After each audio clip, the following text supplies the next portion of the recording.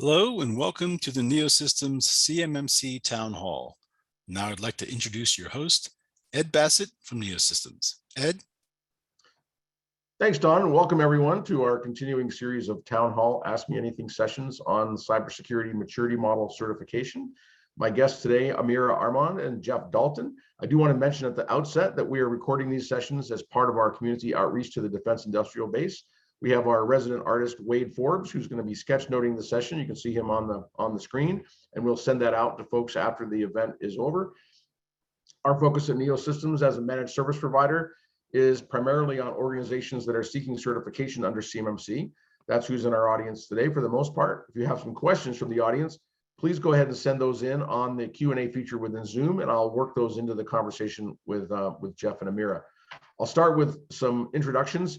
Both of my guests today are repeat offenders on this series, so thank you for agreeing to come back and join us for some further discussions.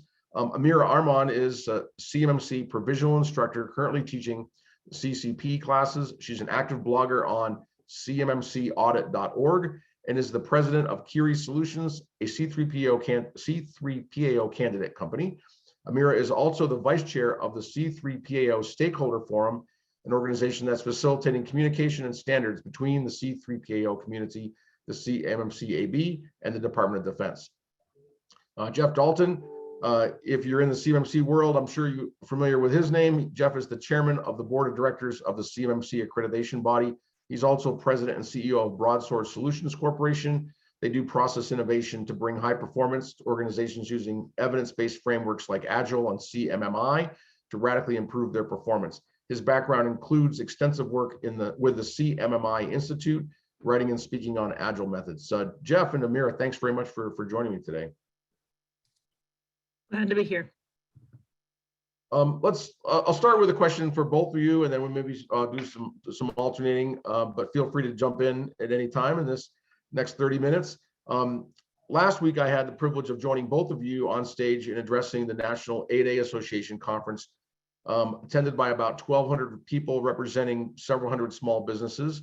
As you were there at the conference and talking to these small business leaders, what was the sense? Are they embracing cybersecurity? What did you take away from that conversation? Go ahead, Amira. I was hoping we'd start out with happy news from Jeff, but it was a little bit discouraging for me. I talked to many companies, and the feedback I got was they're very frustrated with cybersecurity. They're kind of tuning out at this point because they either a small fraction of them, mostly the large primes, think that they've got it handled, and the smalls are just like, we have no idea what to do, and they're just trying to wait as long as possible before the hammer hits them. What did you get, Jeff? Yeah, my impression was similar, but maybe a little bit different. Is we still have this problem of looking at cybersecurity and specifically standards like CMMC and ISO 27001 as required certifications that I have to get in order to bid on work. And the impression I got from most of the 8A folks was, well, my customer's not demanding it now to bid on work, so we're not really thinking about those things right now. And of course, the problem with that is that neither CMMC nor ISO 27001 are really about certifications and passing an audit. They're really about protecting information. So it appears like a lot of the middle and small, the mid-market and small companies are viewing this as something they have to do when somebody demands it, rather than being proactive and protecting the information of their customers and of their products and services. This is a huge problem to get past that. In one way, requiring a certification like CMMC or ISO is a hammer, right, to demand that companies address these issues. The other side of that is it's perceived as such And people assume that there's nothing to be done until that is demanded. And that, I agree with you, Amira, is very discouraging. And, I'm not saying that that's the right attitude, because I have not seen a company yet that could go from not very, intent on cybersecurity to able to pass the CMMC assessment within 1 year. I just haven't seen it. It takes so long to migrate off of, non-compliant cloud systems like, commercial versions of Microsoft or Right. Google or whatnot, right? It just takes so long. And then getting the procedures inside your IT department to actually, set up audit monitoring, identify unauthorized activity. It's really hard to do. You just can't turn it on overnight. Right. So I'm worried about when the new regulations come out, we're probably going to see 1/3 of contracts require, the cybersecurity within the first year, Yeah. right? As during that renewal process. So I think if people wait, they're gonna get hurt. Yeah, I'm very concerned about that as well. And I think that, 2.0 in some ways, we're going to talk about this, I'm sure, but has delayed the strategy for rollout. We had this strategy where we had so many thousand per year, and it was going to get bigger and bigger every year. We're going to finally get to the point where they're starting to roll this out, and we're just going to have the same exact problem we have today, is companies aren't ready to do this.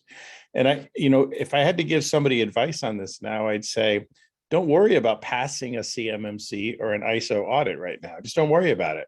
Just worry about improving the way you protect information and data, and focus on that. And there's a lot of companies that aren't even doing that right now. One thing that was encouraging to me, at least in the conversations I had, was that we were having conversations about security, about cybersecurity, which, these are business owners. There's a lot of other information, a lot of other people to talk to at the conference, a lot of other things to talk about, access to funds and contracts and meeting primes and all the other things that, they're there to do. But there were a pretty good number of people initiating cybersecurity conversations. So that means at least they're thinking about it. But yeah, it's not exciting to hear what you're saying, that some of the sense of that was, we don't know what to do. We're confused, and maybe tuning it out a little bit. No, I agree with that. And I've always said that the best thing about CMMC is that it's getting everybody talking about cybersecurity.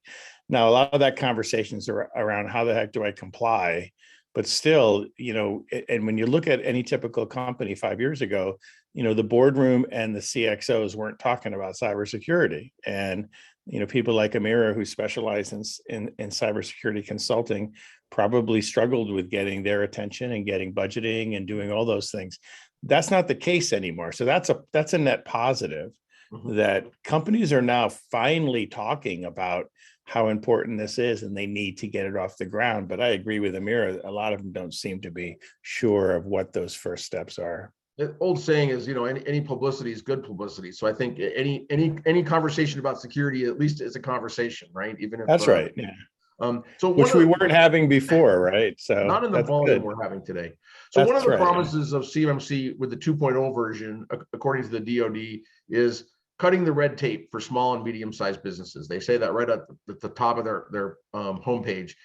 Cutting the red tape, is that message ringing true? I mean, did these changes in fact cut the red tape? Is it now? Because you're saying, what I heard you both say is they don't know what to do. So even with the red tape cut, still causing some confusion.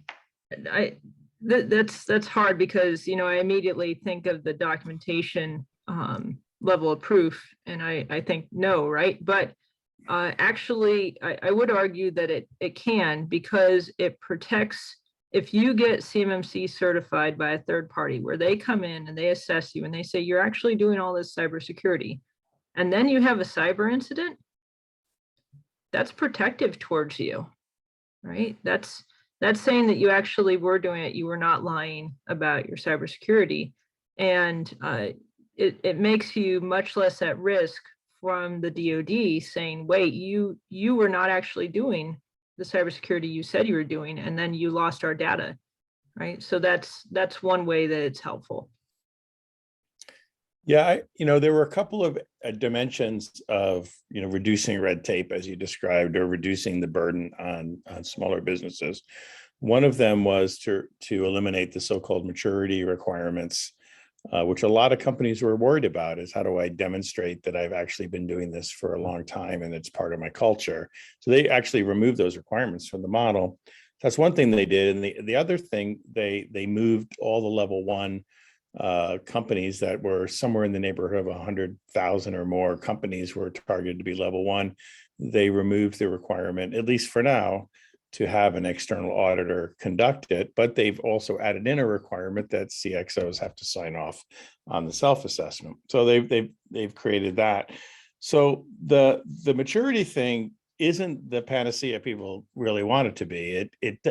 You still have to do those things, right? You still have to demonstrate, you still have to build these processes and policies, procedures and technologies and deploy them successful enough so that when an audit happens or an assessment happens, you succeed with that. It's virtually impossible to succeed with an assessment without actually addressing those maturity requirements, because they include things like clear policies and clear procedures and training of people and all those things. So while assessors are not going to be tasked with assessing those practices, the company that's actually being assessed, there's just no way you can have a successful assessment without addressing the things that are in those practices. So I'm not 100% sure that's as big a deal as people make it. On the self-assessment side, that's certainly going to be a cost reduction for companies. Whether or not the self-assessment regime is going to be any different than the current self-assessment regime remains to be seen. We don't know what's going to happen now that we're requiring, senior executives to sign off on the self-assessment.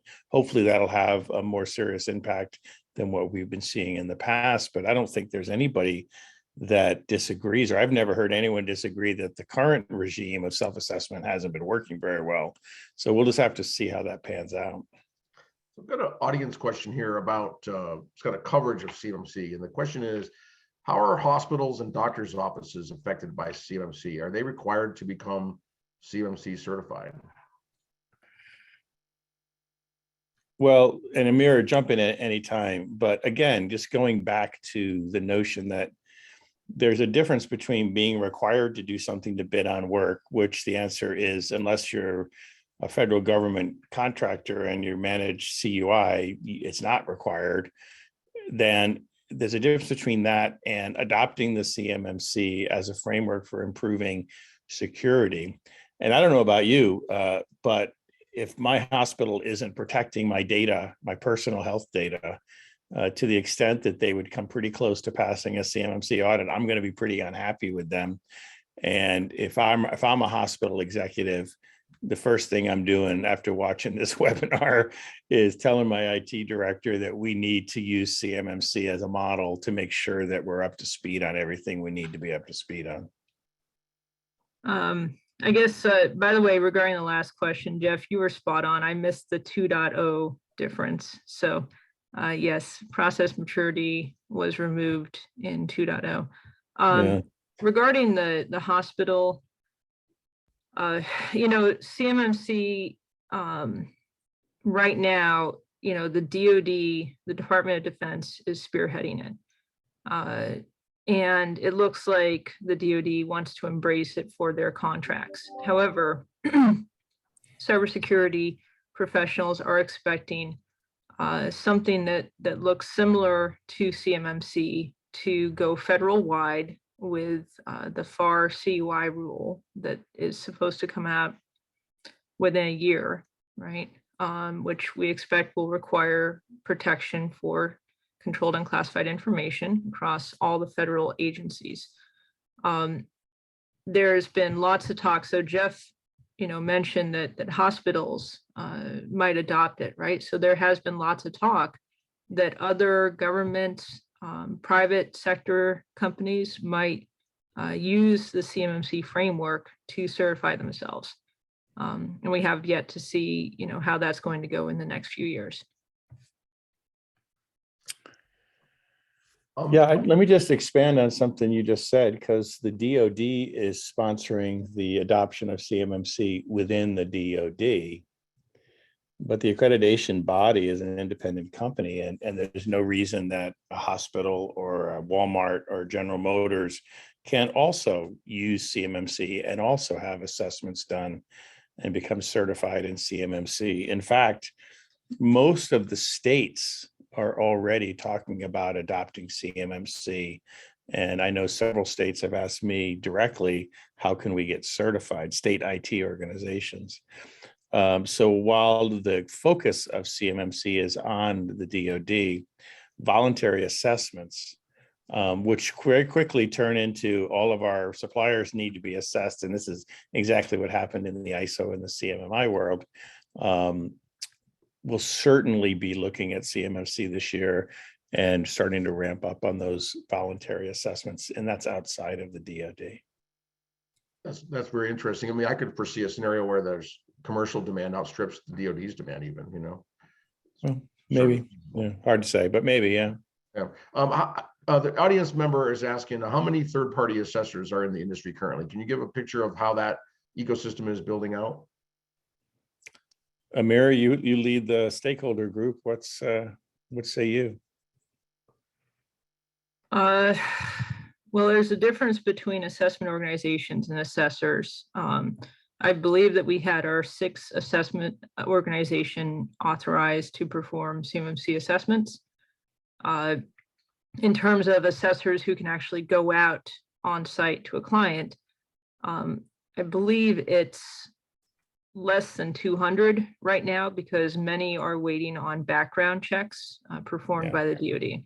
Yeah, I think there's about 180 that have been trained and tested, and there's a smaller number that are still just waiting for their tier 3 suitability determinations to be finalized.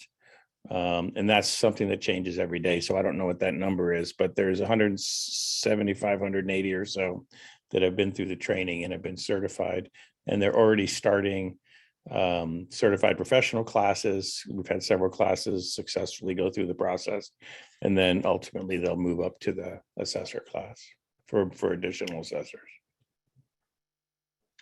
Got it. Thanks. Let me shift gears a little bit here. So Amira, last time you joined us here, you talked about the CMMC 2.0 scoping guidance that the DoD put out. And you were have been doing some CMMC scoping practice scenarios, publishing those, and getting input from colleagues, et cetera. Since then, the DoD has published assessment guides as well. Now that you've had a chance to kind of digest that new guidance, what the DoD is putting out officially, and get some feedback from others as you're starting to apply that in practical scenarios, what's your take? Are these documents sufficient to getting us consistent assessments, self-assessments? Are they where they need to be, in your opinion? The documents, were very, very necessary. In some cases, they raise more questions than they answer. In particular, the scoping guidance it leaves a lot of things unclear. At this point, from the DoD, what we really need as assessors is for them to stand up a capability which is responsive to questions asked by C3POs during assessments. Right. So we might be on site and we encounter a situation where we don't have clear guidance, like, for example, whether computers used for software development are fully accessible, or if they are an exception because they're test equipment, right? That's not clear. If we're in the middle of an assessment, we need to be able to ask this question, what they recommend, again, answer within 3 days. And that guidance needs to be broadly applicable to other companies so that we aren't asking the same questions every single assessment. Almost every company has development computers, for example. It should be public so that the contractors have the same knowledge as assessors, right? We should all be preparing to the same test, and needs to be timely. The other thing is, as in my role as the vice chair of the C3PO Stakeholders Forum, I would request the DoD stands up communication channels between them and the C3PAOs so that we can give ground floor feedback on on areas where the guidance, the official guidance they provided is unclear, or it seems to be unnecessarily painful. So, for example, we're very concerned about a requirement that seems to say the assessors have to do all review of client documentation from the client site, which means that when we're doing the pre-planning and verifying that they're ready for assessment, we have to fly somebody to read the documents, which that's going to add a lot of cost and burden to these contractors who have to pay for that. Potentially working in someone's home because they may not have an actual That's right, yeah. conference room, right? They That's may right, yeah. Yep. use co-working space or home offices. Many businesses are doing that on a wholesale basis. So Jeff, maybe get your perspective on that. You're championing the effort at the AB to make sure we have high quality assessments. What's your take on those guys? Are they leveling the playing field? Is there more needed, do you believe, there? Well, guides are incredibly difficult to write, and a lot of people have, expressed frustration that they're not broad enough or deep enough. Guides like this are incredibly difficult to write and author and maintain for this reason. Every company is very different, and so if I've got an assessment guide or a scoping guide that I've written, and I'm trying to apply that, say, at a Raytheon or a Lockheed, and I'm also trying to apply that at a 15-person screw manufacturer in Gary, Indiana. And then I'm trying to apply it to a services company that provides, cyber consulting to the DoD and manages CUI. The application of the evidence for assessments is going to be very different, right? The context is going to be very different. Should an 80,000 person company have the same interpretive context as, say, a 5-person company? And the answer to that is, of course, is no, right? Multiply that times 1,000 when you look at all the possible combinations of not only size. This notion of tailoring is extremely complex, and most people don't appreciate it. It's a very big part of the CMMI business also, where you learn that the context is everything. So what might work for a 5-person company would never work for Northrop, for instance. And so the problem with the guide is it's a couple of things. One, it's the combined knowledge of whoever wrote it, which may or may not have included the representation being that will occur when we do appraisals. And it also can't possibly take into consideration every possible context out in the industry. So the trick with assessment guides is that they're informative and give you enough information, but also flexible enough to allow the assessor to make certain on-the-fly decisions. Now, that all sounds great. And the first thing people think is, well, what's to stop assessors from making on-the-fly decisions that are inappropriate? And that goes back to, the background of the assessor and the training and the testing and the monitoring and the quality management and all those things. So it's a many-to-many, it's like a many-to-many database, right? There's so many implications based on all of these different factors that it makes a good assessment guide very difficult to complete and to deploy. Jeff, I want to kind of circle back on what Amira was suggesting, some responsive place to go to get authoritative answers, right? So when an assessor's in the field and they come across something that they have a question about how to interpret, that they have a place to go. Is that a role for the AB in your opinion, or the DoD or some other party? How would you suggest? That's a fantastic question, and we've had it before, very early on. And one of the things that happened really going back about 18 months is the DoD, in the AB's original scope was stewardship and management of the model itself. That was originally in our scope, in which case, if that were the case today, which it isn't, I would say that type of function would fall under the AB. However, the CIO's office made a decision going back about 18 months that they would be the stewards of the model. They would own the model, and they would own upgrades to it, and they would own the interpretation of it, which was really what we were running a standards team for a while that talked about being the steward of the model. Well, that all was stopped when the DoD decided that the CIO's office. So the AB really is in a position right now to be the interpreter of record for the CMMC. In other words, what does practice X mean and what's appropriate evidence for it, which is of course a very important thing that sits squarely in the DoD right now and not in the AB. So I would say no. And Amira, you mentioned that being accessible to assessors.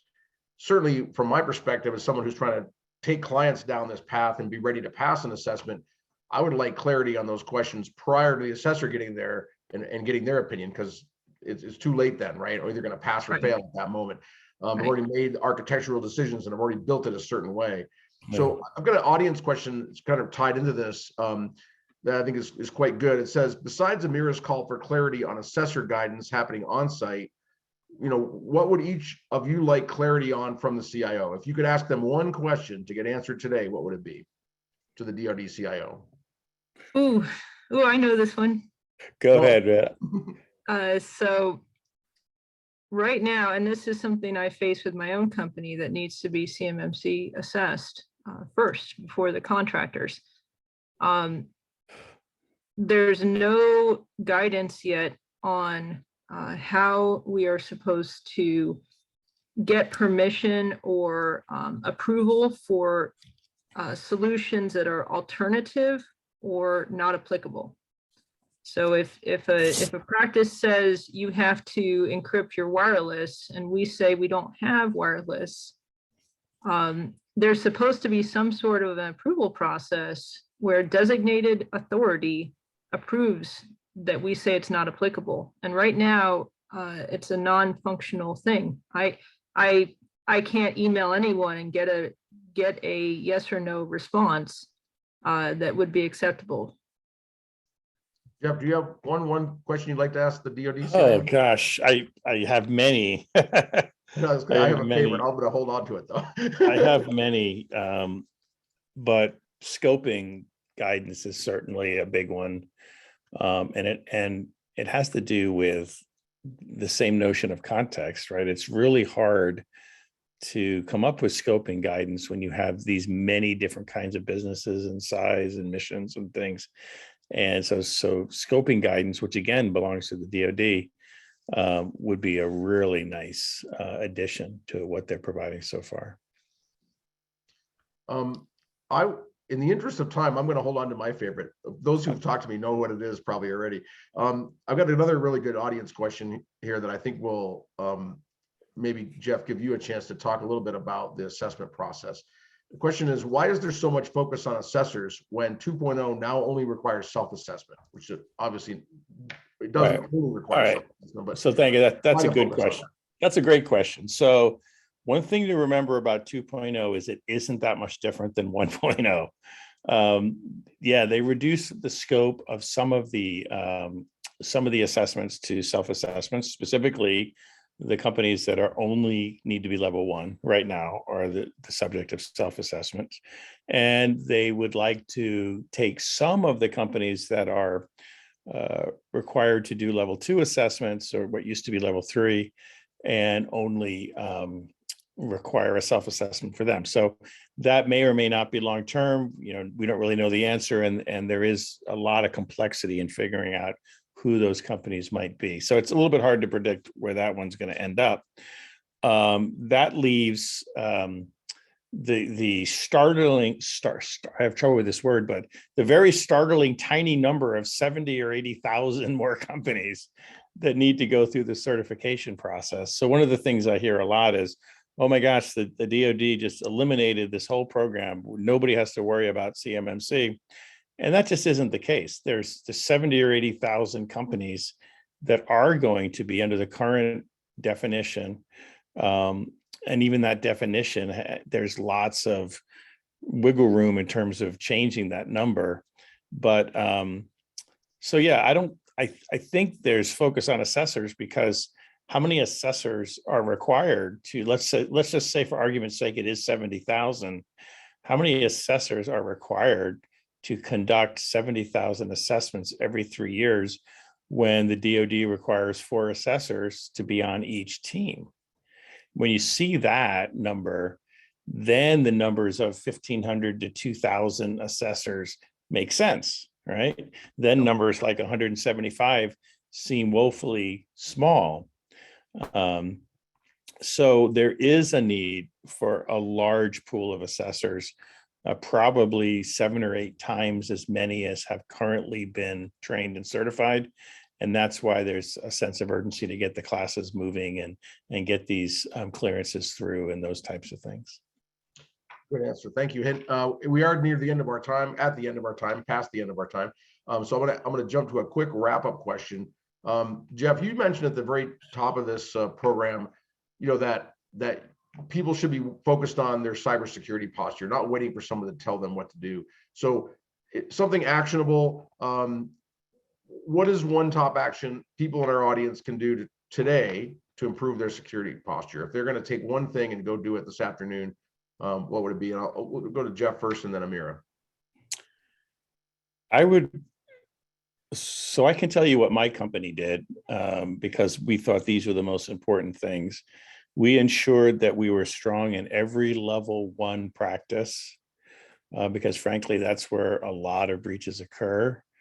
And we made sure we were strong in any practice related to protecting our data that was stored on the internet.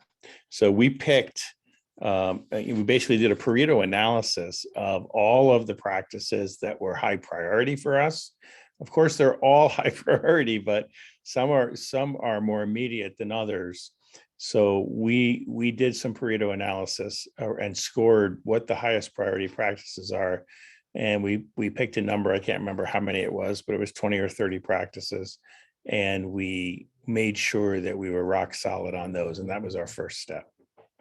Amira?